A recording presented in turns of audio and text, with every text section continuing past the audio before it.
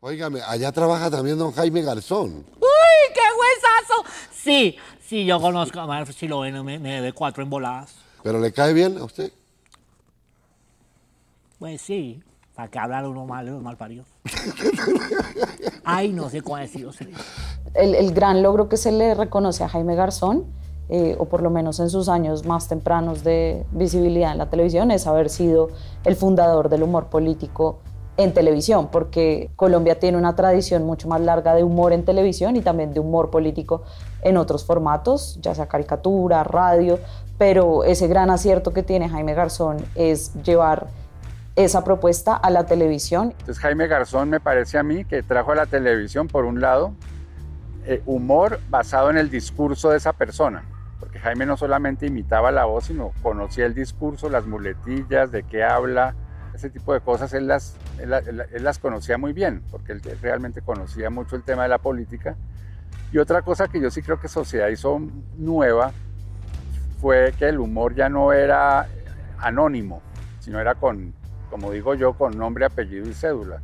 Este es Pastrana, así fuera Jaime el que lo imitara, es decir, ya era un humor con personajes, cosa que no pasaba tanto antes. O sea, ya existía Sábados Felices, pero eran eso, familias, ¿sí? Chistes para la familia, chistes para todo el mundo.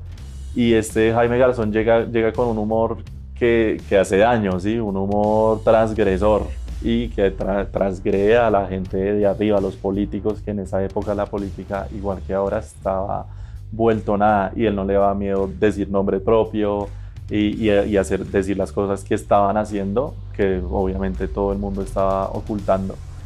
Pero Jaime lo que hizo fue tener la capacidad, el encanto y la bacanería de su personalidad para convertir en esa cosa del humor político y del humor de la sociedad en un fenómeno de masas y en una cultura de masas y al mismo tiempo en una elaboración pedagógica para las masas.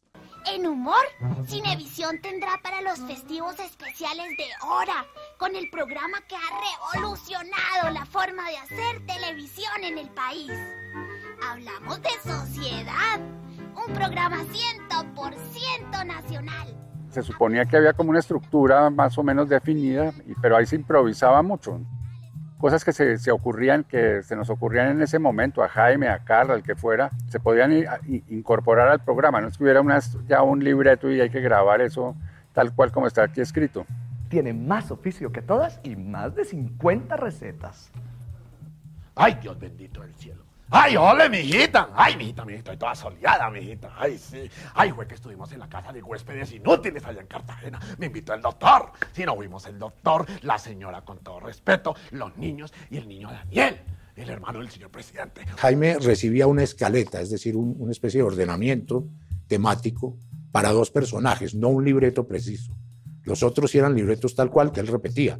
Por ejemplo, interpretaba, como Fredo Cínico Caspa. Pero en el caso del portero del edificio Colombia, Néstor Elí, y de Dioselina Tibaná, que era la cocinera del Palacio Presidencial, Jaime agregaba un montón de cosas, lo que uno llama, en términos técnicos en televisión, morcillas, es decir, embutidos, cosas que él agregaba y que hacían, pues, evidentemente, que tuviera una dinámica mucho más de él. Sobre todo Néstor Elí, que de alguna manera era Jaime mismo, era él para la gente. ¡Ah, sí! Eso que se llama ahora lobby. ¡Ah, sí! Antes se llamaba lagartear favores. O sea que usted ya no es el doctor Guillermo Perry, sino el doctor Guillermo Lobby. ¡Ay, no, este doctor! En la creación de los personajes, evidentemente, apuntábamos a crear una mezcla como de estereotipos y arquetipos, es decir, cosas muy visibles, muy comprensibles y muy asumibles.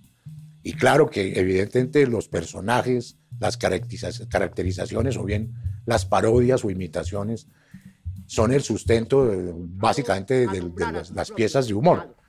¿Cómo quieren ahora que el señor Contralor haga política? ¡Caray, por Dios! Disque empleados de carrera. ¡Ja, ja, ja! Burócratas, digo yo, caray. Antes el empleo se distribuía pagando favorcitos, pagando boticos, haciendo pacha.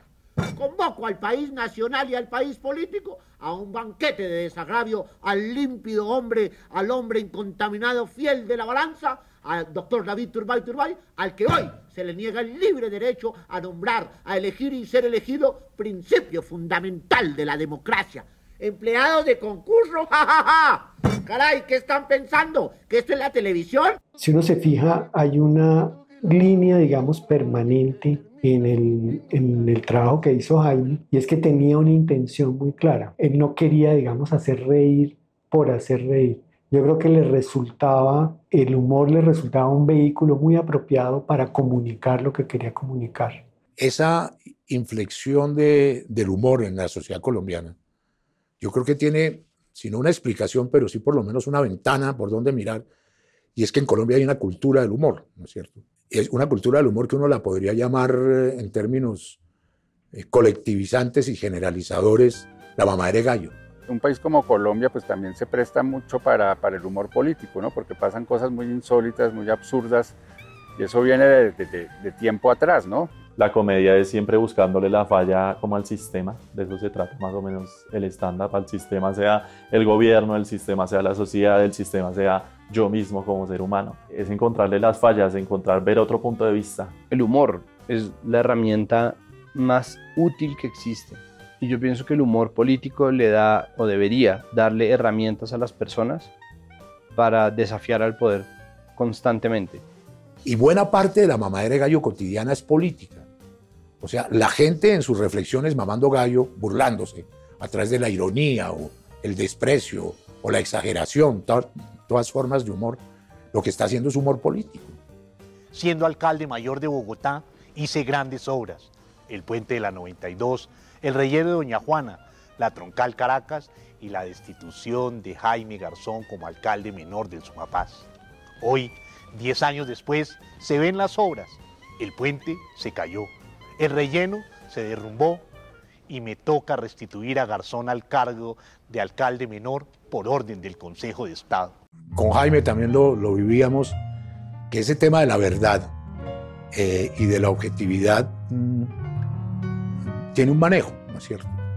Cuando uno está haciendo humor y en consecuencia está moviendo opinión, es decir, se hace un programa de opinión, como era Cuac, de diversión, de chiste, de mamadera de gallo, pero de opinión, uno tiene que ser honesto y mostrarlo como una cosa que no es objetivamente cierta. Al final, la verdad, pues no hay una única verdad, cada quien entiende la verdad desde su propia experiencia, pero desde el humor político como género periodístico de opinión, sí creo que se sigue o se debería seguir pues esos principios de rigor y de compromiso, por lo menos con la información veraz. Cuando nosotros hablamos de la verdad en Colombia, hablamos de muchas formas de esa verdad, ¿no? Existe una verdad simple, que es como, se robaron esta plata, ¿cuál es la verdad sobre esto, ¿no? ¿Quién se lo robó? ¿Cuánto se robó? ¿Qué está pasando, ¿no? Cuando hablamos de una verdad, también estamos hablando de la verdad histórica. Yo creo que cuando Garzón habla de la verdad, habla también de esa verdad, de la imposibilidad de hablar sobre la verdad de las cosas en Colombia. Lo que yo estoy haciendo es una práctica conceptual de la vida, que es decir la verdad. Las cosas hay que llamarlas por la verdad. Es la primera vez en la historia, yo creo que del país, que a alguien le pagan por ser imprudente en público, ¿no? Por decir lo que sabe y por decirlo como lo supo. Ese tema no lo toque, porque si es la verdad, es la realidad. ¿Qué cosa, no? Ese tema no lo toque, es una frase muy colombiana. Sí, ese tema no lo toque. ¿Y por qué? Si es la realidad. No, tema no. Es algo así como, hablemos de los dientes de Garzón. No, el tema no. ¿Y por qué? Pues esa es la realidad. Hay que meterse en ese tema y asumirlo con tranquilidad. Entonces, cuando hay una claridad sobre que uno está, entre comillas, mintiendo o farseando, pues la gente sabe a qué atenerse. Lo grave en términos de la opinión es cuando la opinión se disfraza de noticia o se disfraza de informe o de certeza, ¿cierto? Que es lo que hacen los medios hoy por hoy. Es que todos son favores que se den, todos son amigos de todos y están ahí y meten ahí propaganda política todo el tiempo. Ya ahorita, hoy en día, eso es súper descarado, ¿no? Ya no les importa ocultar a quien apoyan, ya no les importa nada, el periodismo se fue para el carajo, ya nada importa, ya todo es así súper, voten por tal, hagan esto está mal, esto es una teoría falsa, ya todo se fue para el carajo. Bueno, ¿qué haría de presidente? Me estaba diciendo. Sí, señora, el presidente, por ejemplo, cerraría los sitios de vagabundería. ¿Cómo cuáles? Como el Congreso, como las asambleas departamentales, como los consejos municipales, todo eso es una vagabundería. Sí. ¿Y qué dejaría de hacer? ¿Qué dejaría de hacer? Dejaría de robar, que no roben los presidentes. Sí. Y que no se hagan los buenos cuando roban. ¿A usted no le da miedo decirle eso a ellos? No, ya nos están oyendo, ¿no? Pues No. Jaime políticamente tenía dos características, pienso yo. Primero, era escéptico. Es decir, no le comía cuento yo prácticamente a casi nada, ¿no es cierto? En el abanico de la izquierda a la derecha. Pero al mismo tiempo sus posiciones eran personalmente, ¿no? En el programa no tanto porque pues estaba también transformado por los libretos, por lo que queríamos decir los que estábamos detrás del cuento. Yo diría que era de centro, de centro izquierda, ¿no es cierto? Más o menos como ahí en esa categoría del balance de la ideología. Jaime no era un tipo de izquierda, y mucho menos era un tipo de derecha, un tipo de avanzada, hubiera podido ser un poco progresista, pero también un poco, ¿cómo es que se llama? Tibio. Estaba en la mitad, pero más que nada era un escéptico. Yo creo que Jaime no creía en nada diferente, pues, como a su vocación de tener una relación directa con la gente. Por eso se empezó a volver político y por eso lo mataron. Yo realmente no sabría definir a Jaime como alguien de izquierda o de derecha o de centro, sino más bien como alguien que quería buscar la paz y el diálogo, que las diferencias se arreglaran de una manera civilizada mediante el diálogo y no por la violencia. Pero lo que siempre estuvo en su agenda, digamos, fue el que este país fuera un país más democrático. Entonces, por eso ese entusiasmo de él por la Constitución del 91. Un día de estos, mi querido Heriberto, que yo lo estimo mucho a usted, por decir cosas como esas se va a meter en un lío. No, porque soy total fan, que la verdad. ¿Usted los conoce a ellos? Sí, señor, yo he tenido la oportunidad de verlos así de lejito, ¿no? Porque uno los ve por ahí, van cruzando por un andén, usted cruce al otro andén, porque... Pues Heriberto de la Calle fue tan popular por una razón, porque era popular.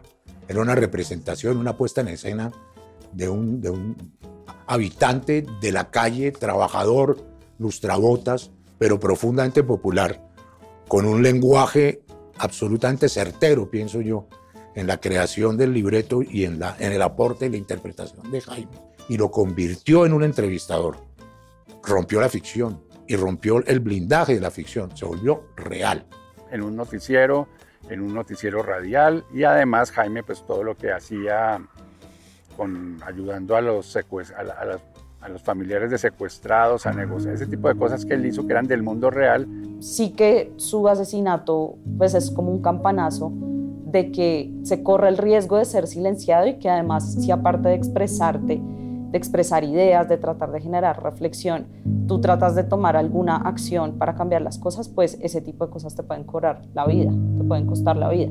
Que esa idea del país de la Constitución del 91, en donde uno era libre para decir cosas, donde uno tenía libertad de culto, de opinión, de libre desarrollo de la personalidad, donde había unas garantías, de repente en agosto, ¿no? Y en ese momento siento yo que, a pesar de que se siguió haciendo humor político, el miedo se instaló completamente como en la manera en que se hacían las cosas. Yo siento que eso no se ha dicho suficientemente, digamos, que esto fue parte de un plan y por eso fue declarado un crimen de lesa humanidad, que no era un caso aislado, sino que hacía parte de un plan por afectar, digamos, a una comunidad más grande, en este caso la del periodismo y la del periodismo crítico. Y siento yo que el día que lo mataron, no mataron a Jaime Garzón, sino mataron a la comedia colombiana. Sí, ese día que lo mataron a él, fue como, aquí en Colombia no se pueden hacer chistes. Sí, si usted quiere ser comediante en Colombia, haga chistes de cuentachistes, de estados felices, pero aquí usted no puede hacer chistes de nadie que esté en el poder. No solamente querían parar a Jaime por sus contenidos de humor y por su mamadera de gallo, sino porque podría tener un futuro político dentro de una oposición evidentemente al régimen. Jaime no hubiera estado pues de ninguna manera con los partidos tradicionales, tampoco con la izquierda, pero hubiera sido un opositor a los vicios de la democracia colombiana. Él tenía un talante democrático importante. El proyecto político que venía y para el cual fue necesario asesinar a estas personas no se hubiera podido instaurar con estas personas vivas.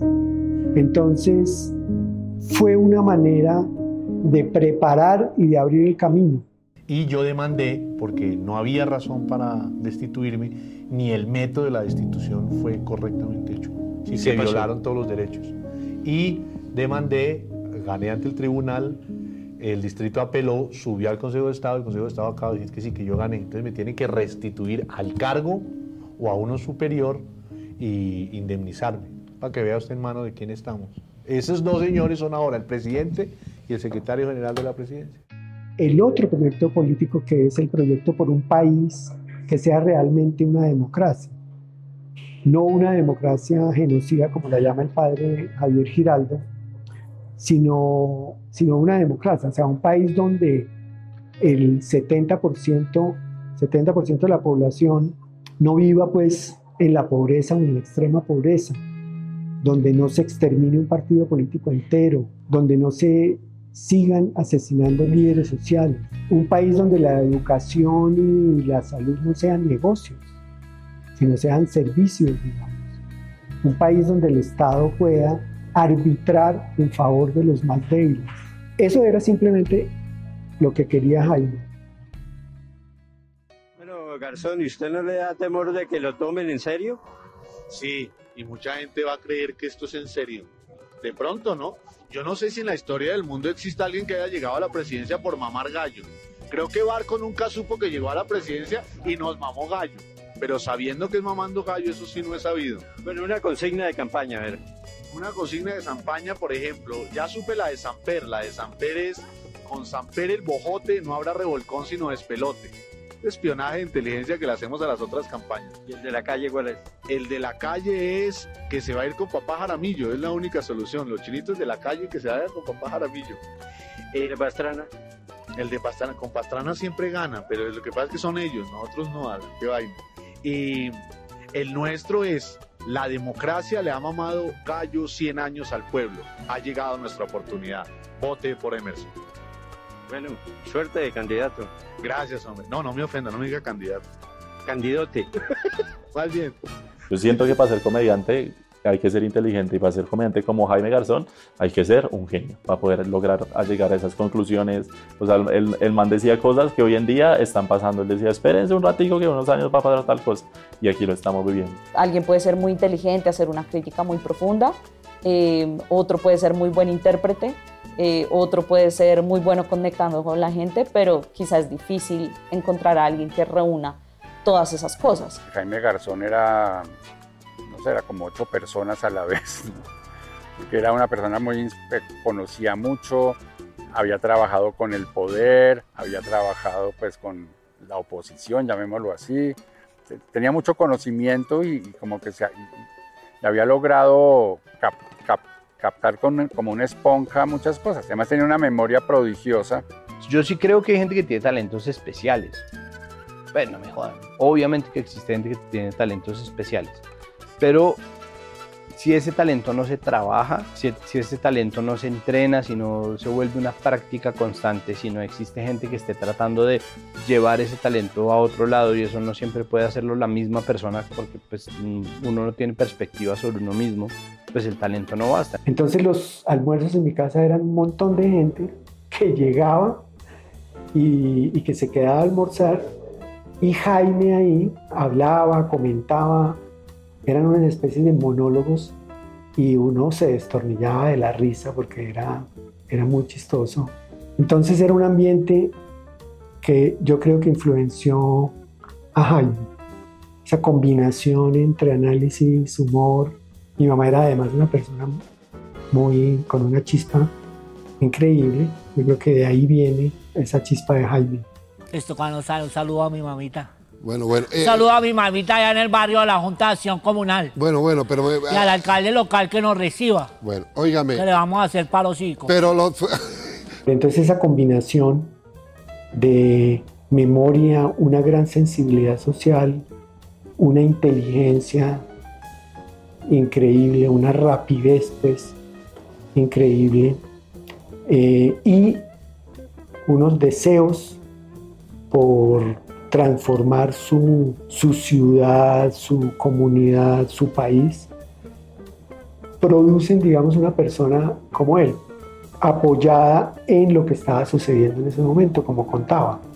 Que aparezca una persona con el talento de Jaime Garzón en un momento en donde podía existir un Jaime Garzón, ¿no? Como una persona que casi todo el mundo estuviera viendo en pantalla, ¿no? Que en una época donde había 2 canales de televisión, bueno, 3. Garzón era un actor genial, un imitador genial, absolutamente genial, con un talento innato gigantesco, pero pues evidentemente algo tuvimos que ver en la creación de ese personaje nacional que era Jaime, quienes estábamos detrás de cámaras y quienes escribíamos los libretos que Jaime interpretaba.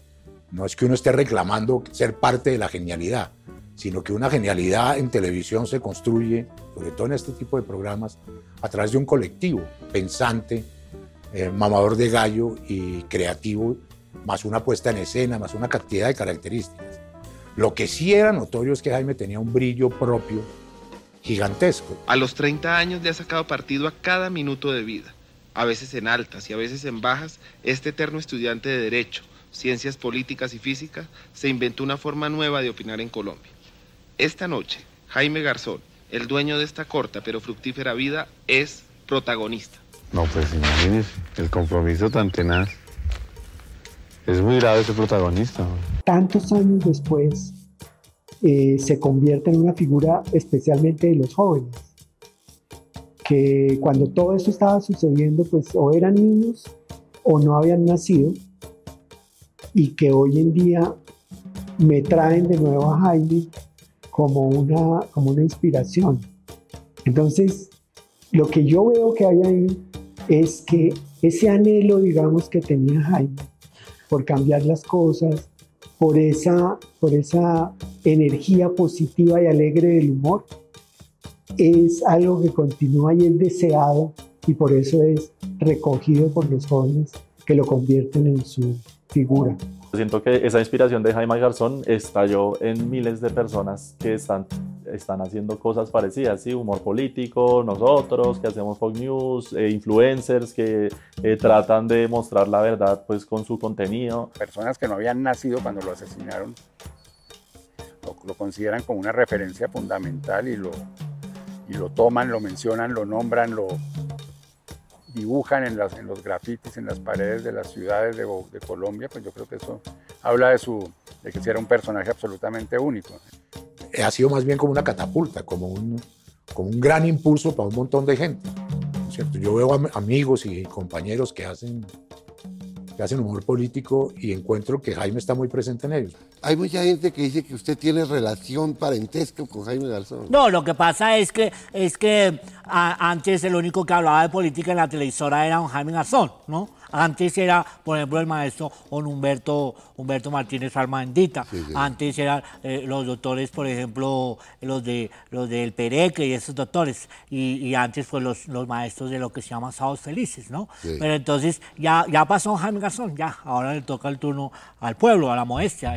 Yo creo que lo único que le puede dar el humor político y el humor al mundo es cambiarnos un chip en la cabeza y no estar tristes todo el tiempo, sino ver las cosas de otra manera. Esa combinación, ¿no? Entre la pregunta y el cuestionamiento y la crítica con el humor, la satirización, la ridiculización de la gente que está en el poder, la burla de quienes tienen el poder para decidir sobre la vida de millones de personas, es una de las pocas herramientas reales que tienen las personas, y la prueba de eso es que a los políticos no les gusta que se burlen de ellos.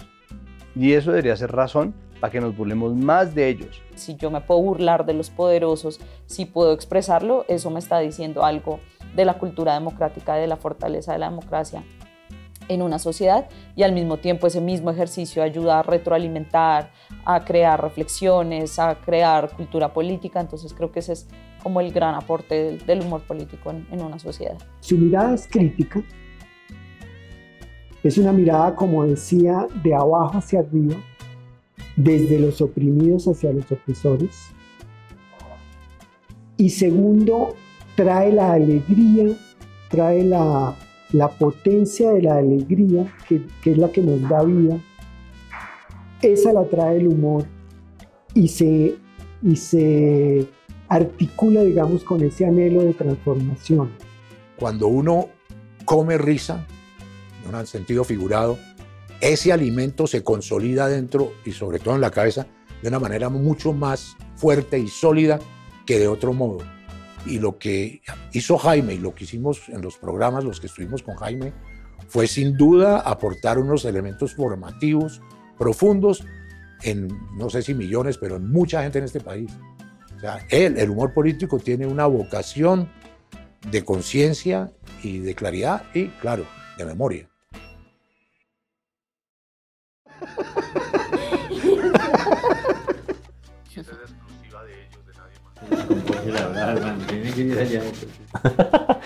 Y la política.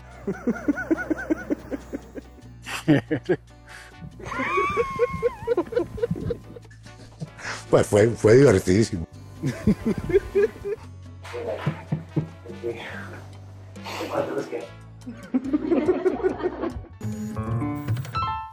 Señal Memoria, imágenes y sonidos para la historia.